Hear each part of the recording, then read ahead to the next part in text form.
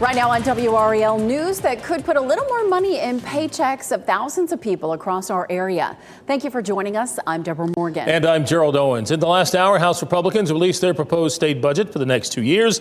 It includes a 10% raise for teachers and a 7.5% raise for state employees.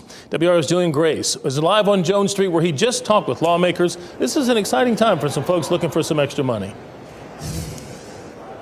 Gerald, you're absolutely right. A very exciting time for teachers and state workers. See, all of this is designed to get more teachers on the job and also state workers, because there's currently shortages in all of those positions. Now, let's look at the numbers. These numbers might alarm you. As of February, there were 5,000 unfilled teacher positions. Now, some government agencies have reported as many as 1 in every 4 or 5 jobs vacant.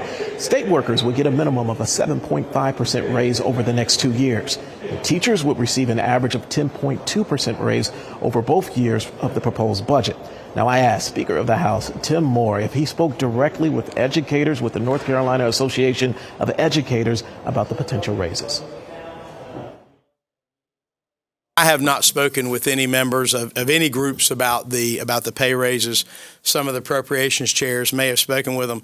But, you know, more importantly than that, we're very fortunate that I have a classroom teacher right here.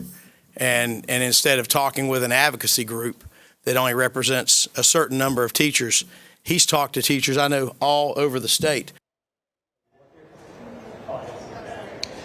Now, Gerald, you know this is not the final plan. GOP leaders in the Senate, they may have their own idea and their own ideas or their own plan as well. And then you may recall Governor Cooper just presented his budget proposal last month. So there is a lot to sort through right now. Yeah, it'll look different by the time it gets passed. Julian Grace live in Raleigh. Thank you, Julian. A few more highlights from the House budget proposal. It includes spending $1 billion a year on water and sewer infrastructure. There was also $1 billion for transportation projects and an additional $40 million for school safety improvements. Our NC Capitol team is reading through the document right now. Look for additional details and an explanation on the proposed raises over the next few hours on WRAL.com.